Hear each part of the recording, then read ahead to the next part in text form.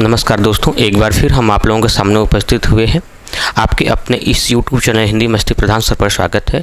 देखिए दोस्तों, कल हम लोग जो चीज़ पढ़े थे अलंकार पढ़े थे, तो अलंकार के कुछ परिचय हम लोग पढ़े थे।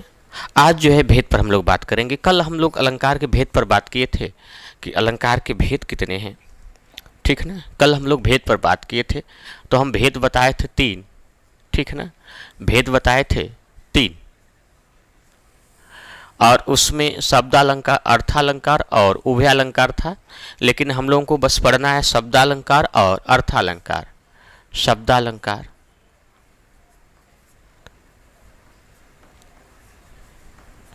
शब्दालंकार और अर्थालंकार।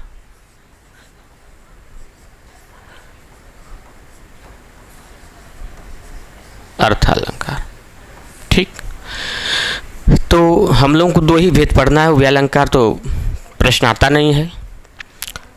तो शब्दालंकार में कुछ हम शब्दालंकार अर्थालंकार के विषय में कल बताए थे। अगर आपको जानकारी ज़्यादा लेना है तो इसके पहले वाले वीडियो जा करके आप लोग देख सकते हैं।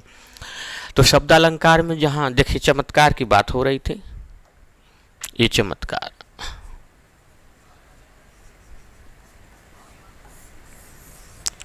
जहाँ शब्द के माध्यम से चमत्कार उत्पन्न होता है वहाँ शब्दालंकार होता है, और जहाँ अर्थ के माध्यम से चमत्कार उत्पन्न होता है वहाँ अर्थालंकार होता है। यही परिभाषा था।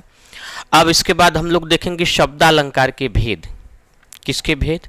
शब्दालंकार के। अब शब्दालंकार के भेद पर हम लोग बात करेंगे। शब्दालंकार के भेद। तो शब्दालंकार के भेद तो बहुत सारे हैं। जैसे नंबर 1,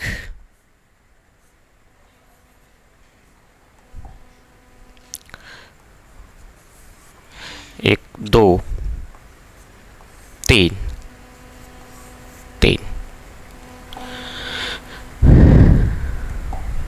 जैसे देखिएगा, पहला अनुप्रास अलंकार, पहला है अनुप्रास अलंकार, दूसरा यमक, तीसरा श्लेष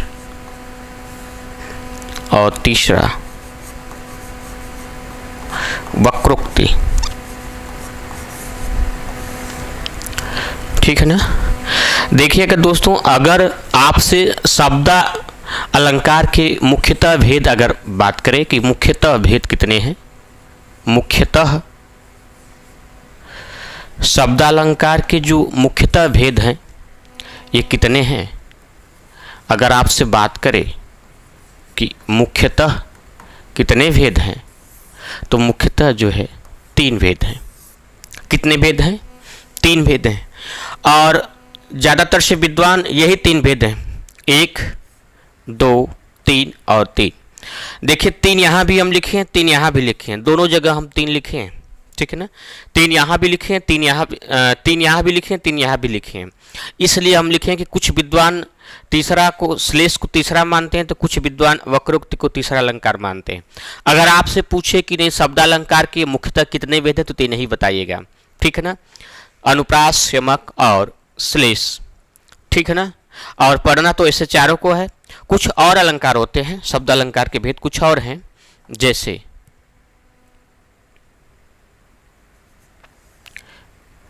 विप्सा,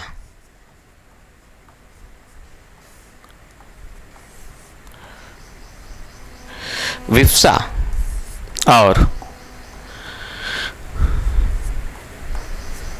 पुनरुक्ति प्रकाश,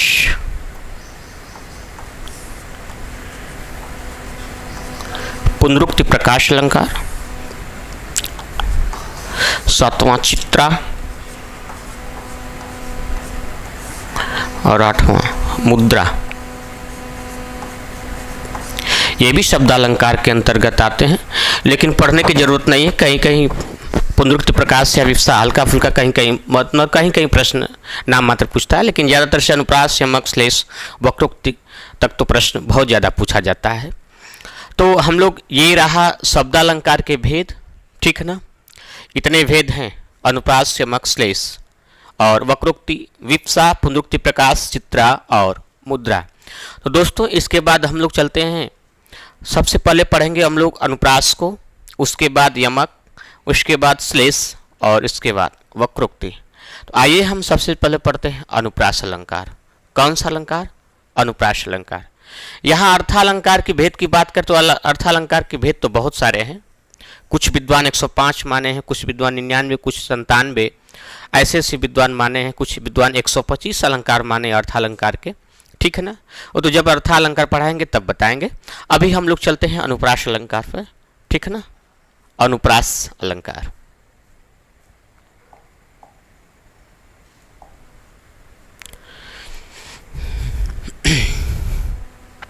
अनुप्रास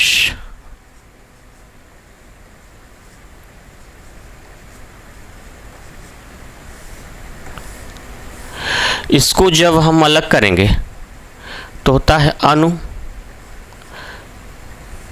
प्लस प्रास। अनु का अर्थ होता है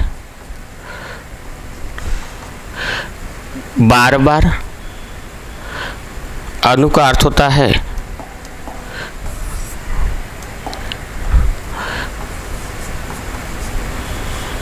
बार बार। प्रास का अर्थ होता है वर्ण या अक्षर। क्या? वर्ण या अक्षर। ठीक है? जहां पर किसी भी काव्य पंक्ति में जहां पर कई वर्ण या कई अक्षर, जहां पर वर्ण या अक्षर की आवृत्ति क्या हो? बार बार हो ना। कहाँ कितनी बार हो? बार बार हो, वहाँ अनुप्रास अलंकार होता है। परिभाषा यही है, जहाँ किसी पंक्ति में, जहाँ किसी काव्य पंक्ति में वर्ण या अक्षर की जो आवृत्ति है यह बार बार हो, वहाँ अनुप्रास अलंकार होता है। परिभाषा यही है। ठीक है ना? और अनुप्रास अलंकार की भेद पर बात करें, अनुप्रास अलंकार के भेद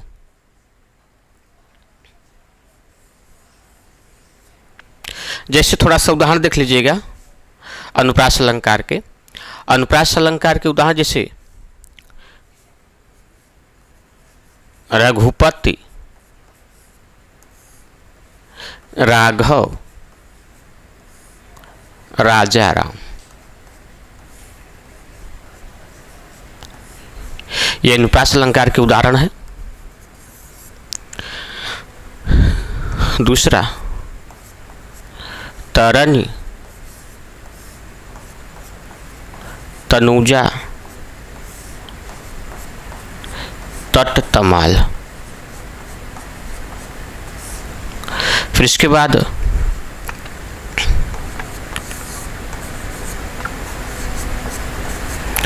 चारु चंद्र की,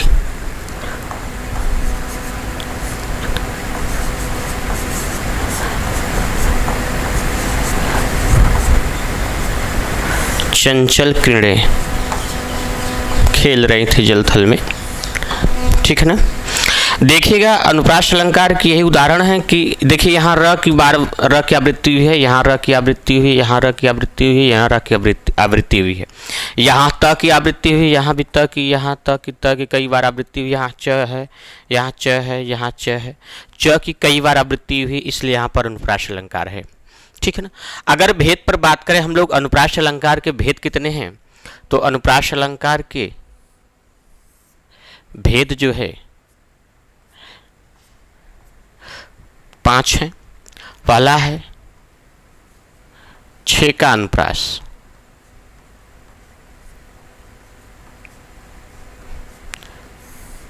दूसरा वृत्त्यानुप्रास। दूसरा क्या है? वृत्त्यानुप्रास है। तीसरा लाटानुप्रास है। तीसरा क्या है? लाटानुप्रास। चौथा है श्रुत्यानुप्रास। चौथा है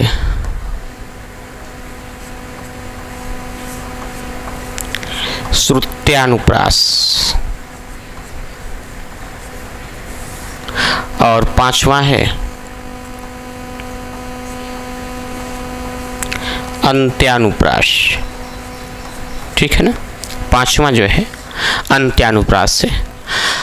ठीक, अनुप्रास अलंकार के अगर भेद बात करें तो भेद अनुप्रास अलंकार के कुल 5 भेद हैं। कितने भेद हैं? 5। पहला छेकानुप्रास, दूसरा वृत्त्यानुप्रास, तीसरा लाटा, चौथा श्रुत्यानुप्रास और पांचवा अंत्यानुप्रास। अगर दोस्तों अगर आपसे बात करें कि लाटा अनुप्रास अलंकार के भेद कितने हैं तो यही बताइएगा, 5 भेद हैं। छेका, वृत्त्यानुप्रास, लाटानुप्रास, श्रुत्यानुप्रास और अंत्यानुप्रास। इसके बाद हम लोग क्रमशः पढ़ेंगे छेकानुप्रास, वृत्त्यानुप्रास, लाटानुप्रास, श्रुत्यानुप्रास और अंत्यानुप्रास। चलिए तो सबसे पहले हम लोग पढ़ते हैं छेकानुप्रास को। किसको? छेकानुप्रास को। आइए हम लोग छेकानुप्रास पर बात करते हैं। छेकानुप्रास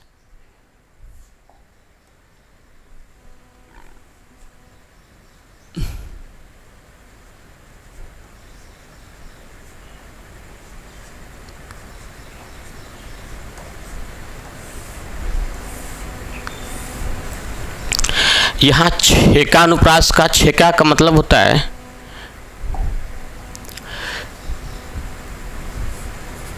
चतुर। क्या होता है? चतुर। तो देखिएगा हम लोग पहले छेका और वृत्त्या को एक ही साथ में पढ़ेंगे। छेका और वृत्त्या को एक ही साथ पढ़ेंगे हम लोग। ये छेका हो गया,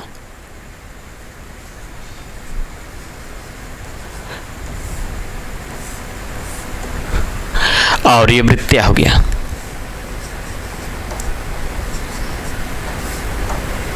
ठीक, छेका का अर्थ होता है चतुर। क्या अर्थ होता है?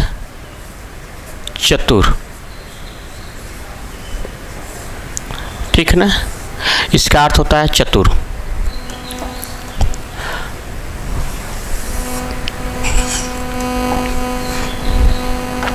देखिएगा छेकानुप्रास की परिभाषा क्या है कि जहां अनेक वर्णों की आवृत्ति,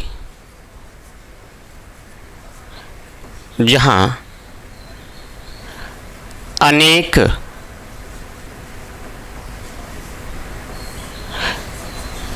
वर्णों की आवृत्ति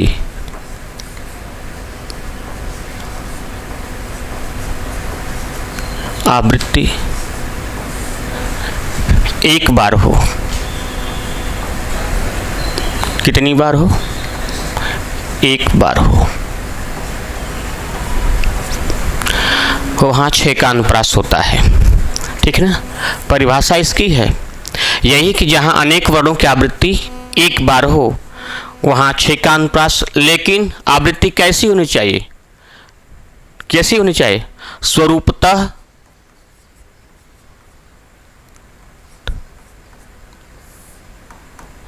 और क्रमतः। स्वरूपतः और क्रमतः। यूपीएसआई में केवल यही प्रश्न पूछा गया था कि जहां अनेक, देखिएगा यहां व्यंजन वर्णों की आवृत्ति रहता है, अनेक वर्ण की जगह व्यंजन रहता है,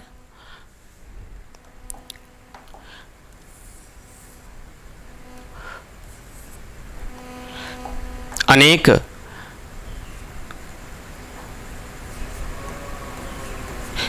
व्यंजनों की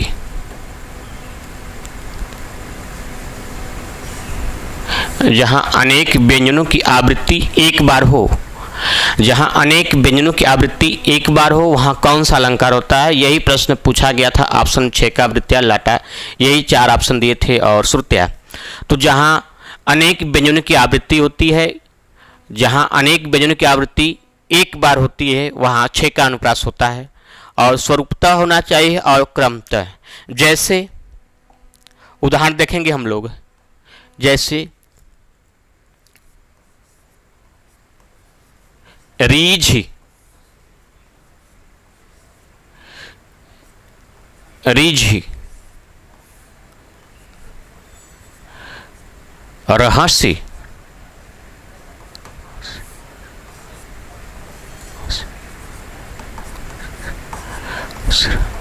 रहस्य रहस्य,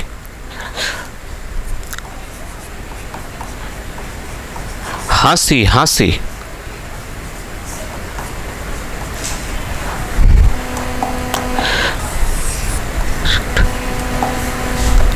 रिझी रिझी, रहसी रहसी, हंसी हंसी,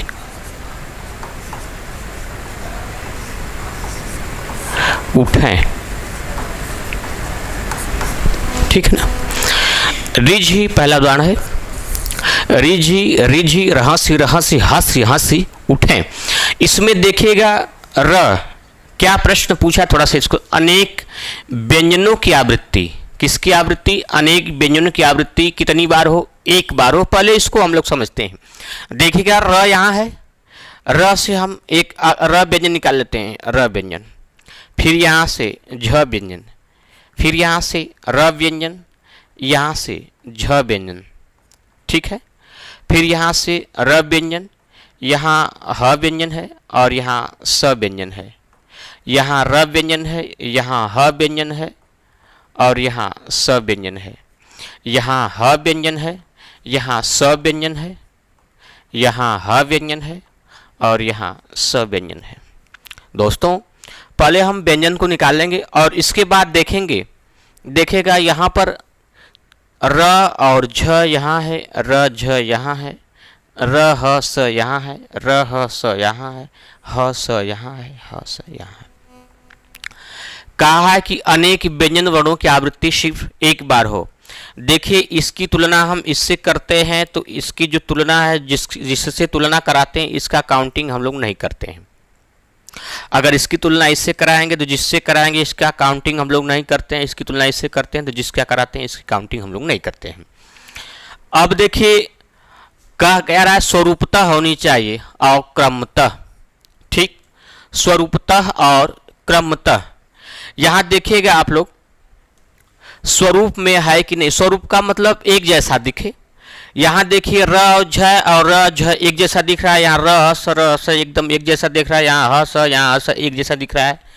यहाँ देखिएगा पहले नंबर पर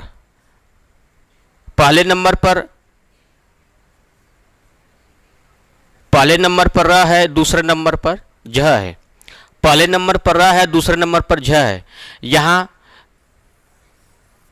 पहले नंबर पर र है, दूसरे नंबर पर झ है। ठीक, देखिए अनेक वर्णों की आवृत्ति हुआ कि नहीं, एक से दो, एक से ज्यादा वर्ण है तो अनेक वर्णों की आवृत्ति सिर्फ कितनी बार होगा, एक बार हुआ। यहाँ पहले नंबर पर र है, दूसरे नंबर पर ह है और तीसरे नंबर पर स है। ठीक है ना। और यहाँ पहले नंबर पर र है, दूसरे नंबर पर ह है, तीसरे नंबर पर स है। अनेक व्यंजन वर्णों की आवृत्ति सिर्फ एक ही बार हुआ कि नहीं, अनेक व्यंजन वर्णों की आवृत्ति सिर्फ एक ही बार हुआ। यहाँ पहले नंबर पर ह है, दूसरे नंबर पर स है, यहाँ पहले नंबर पर ह, दूसरे नंबर पर स है। यहाँ कुल मिलाकर के अनेक व्यंजन वर्णों की आवृत्ति सिर्फ एक ही बार हुआ कि नहीं, अनेक व्यंजन वर्णों की आवृत्ति सिर्फ एक बार हुआ कि नहीं। यहाँ देखिए अनेक व्यंजन वर्णों की आवृत्ति सिर्फ एक बार हुआ, यहाँ अनेक व्यंजन वर्णों की आवृत्ति सिर्फ एक बार हुआ। कह रहा है स्वरूपता होना चाहिए और क्रमता, स्वरूप एक जैसा दिखे। ये देखिए एक जैसा दिख रहा है कि नहीं, ये एक जैसा दिख रहा है कि नहीं। और क्रमतः पहले नंबर पर देखिए यहाँ र है और दूसरे नंबर पर झ है, यहाँ पहले नंबर पर र है, दूसरे नंबर पर झ है, यहाँ पहले नंबर पर र है, दूसरे नंबर पर ह है, तीसरे नंबर पर स है, यहाँ पहले नंबर पर र है, दूसरे नंबर पर ह है, तीसरे नंबर स है, यहाँ पहले नंबर पर ह है, दूसरे नंबर स है, यहाँ पहले नंबर पर ह है, दूसरे नंबर स। एकदम क्रम से है। यही प्रश्न कहा है, देखिए परिभाषा है, अनेक व्यंजन वर्णों की आवृत्ति सिर्फ एक बार हुआ। देखिए एक ही बार तो हुआ है आवृत्ति ना, यहाँ देखिए एक ही बार तो आवृत्ति हुआ है, आवृत्ति का मतलब दोहरा। यहाँ देखिए एक ही बार तो आवृत्ति हुआ है, आवृत्ति का अर्थ होता है दोहरा। ये उदाहरण बहुत ही इम्पॉर्टेंट है, ठीक है ना, ऑथेंटिक बुक से लिया गया है, बहुत ही चर्चित है और बहुत बार पूछा भी गया है। दूसरा उदाहरण देखते हैं हम लोग हैं,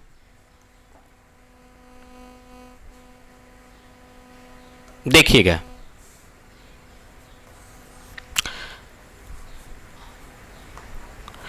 बंदऊ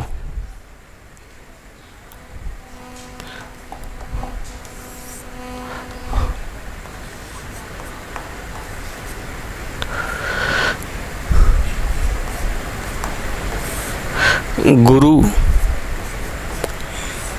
पद पदुम परागा। ठीक। बंदौ गुरु पद पदुम परागा। बहुत से विद्यार्थी अगर ये नहीं चीज जानेंगे तो ये लोग तुरंत इसको देखिए प दो से अधिक बार वर्ण आए हैं, ज़्यादातर से वृत्तियाँ बता देते हैं लोग, लेकिन ये सरासर गलत है। इसको समझिएगा क्या कर रहा है, अनेक व्यंजनों की आवृत्ति की बात कर रहा है, तो अनेक व्यंजन यहाँ से हम लोग निकाल लेते हैं। देखिए अगर नहीं समझ में आता है, एकदम नहीं समझ में आता है, तो अनेक व्यंजन निकाल लीजिए। देखिएगा यहाँ ब व्यंजन है, यहाँ द व्यंजन है, यहाँ उ व्यंजन है, उ स्वर ही है, ठीक। और यहाँ ग व्यंजन है, यहाँ र व्यंजन है, यहाँ प व्यंजन है, यहाँ द व्यंजन है, यहाँ प व्यंजन है, यहाँ द व्यंजन है, यहाँ म व्यंजन है, यहाँ प व्यंजन है, यहाँ र व्यंजन है, यहाँ ग व्यंजन है, ठीक। अब देखिए यहाँ कोई ऐसा आया है कि जो स्वरूपतः और क्रमतः एक जैसा हो। देखिएगा आया है, देखिए प और द, प और द, इसकी आवृत्ति एक बार हुई है कि नहीं हुई है। ये पहले नंबर पर क्या है, प है, दूसरे नंबर पर द है। यहाँ पहले नंबर पर प है, दूसरे नंबर पर द है। इन लोगों की आवृत्ति देखिए एक बार हुआ है कि नहीं, एक बार हुआ है कि नहीं, इसलिए यहाँ 6 का अनुप्रास होता है, ठीक है ना। एक बार आवृत्ति हुई है, यहाँ प के बाद द आता है तो 2 बार आवृत्ति हो जाती, यहाँ भी आवृत्ति हो जाती तो तुरंत वृत्त्यानुप्रास हो जाता है कि एक से अधिक बार आया है। लेकिन प के बाद र आया है, ठीक है ना, स्वरूपता नहीं बैठ रहा है। स्वरूपता और क्रमता भी होना चाहिए। देखने में स्वरूप एकदम एक जैसा है और क्रम में पहले नंबर पर प है, दूसरे नंबर पर द है, यहाँ पहले नंबर पर प है, दूसरे नंबर पर द है, तो अनेक व्यंजन वर्णों की आवृत्ति सिर्फ एक बार होनी चाहिए 6 का अनुप्रास में, ठीक ना। और वृत्तियाँ को देखिएगा, ध्यान से समझिएगा इस चीज़ को। अगर नहीं समझेंगे तो 6 का वृत्त्यानुप्रास नहीं कन्फर्म कर पाएंगे। तो वृत्त्यानुप्रास में क्या होता है, वृत्त्यानुप्रास में देखिएगा, वृत्त्यानुप्रास का उदाहरण है, परिभाषा है, जहां एक वर्ण की आवृत्ति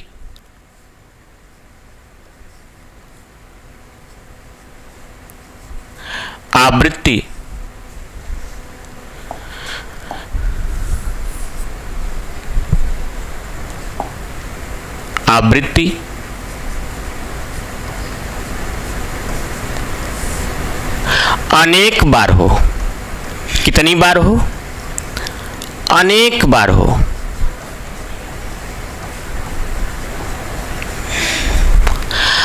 वहां वृत्त्यानुप्रास होता है। जहां एक वर्ण की बात कर रहा है, एक वर्ण की आवृत्ति जो है अनेक बार हो, कितनी बार हो, अनेक बार हो, वहां क्या होता है, वृत्त्यानुप्रास। लेकिन यहां देखिएगा 6 में क्या है, जहां अनेक व्यंजनों की आवृत्ति सिर्फ एक बार हो, और वृत्त्या में जहां एक वर्ण की आवृत्ति अनेक बार हो वहां वृत्त्यानुप्रास होता है। जैसे देखिएगा पहला उदाहरण है,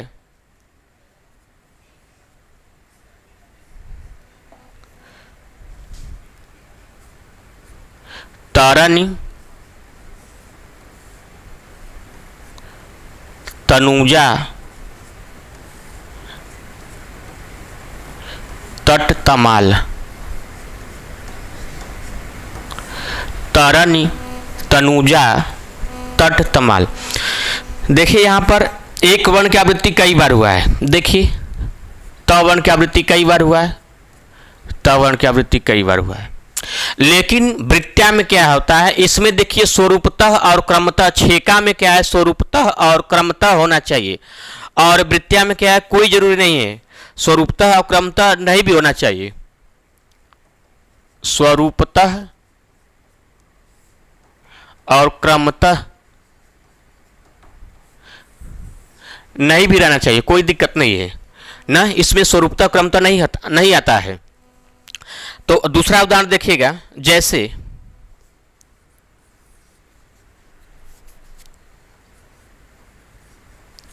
रघुपति राघव राजा राम, ठीक है ना। तीसरा, चारु चंद्र की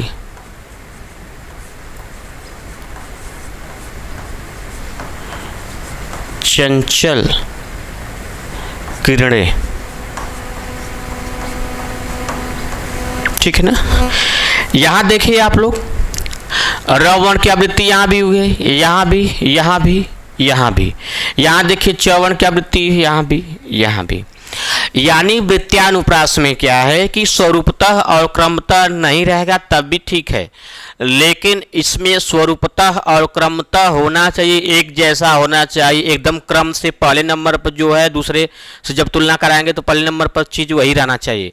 लेकिन यहाँ क्या है, वृत्त्यानुप्रास में क्या है कि ये क्लियर ये नहीं है कि नहीं स्वरूपतः और क्रमतः होना चाहिए, कहीं भी हो, लेकिन वर्ण की आवृत्ति कई बार होनी चाहिए। जहां एक वर्ण की आवृत्ति अनेक बार हो, कई बार हो, वहां वृत्त्यानुप्रास होता है।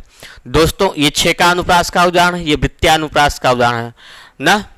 आप लोगों को समझ में आ गया होगा ना, ठीक है। ये छेका अनुप्रास, ये वृत्त्यानुप्रास। अब चलते हैं हम लोग हैं लाटानुप्रास पर। आइए लाटानुप्रास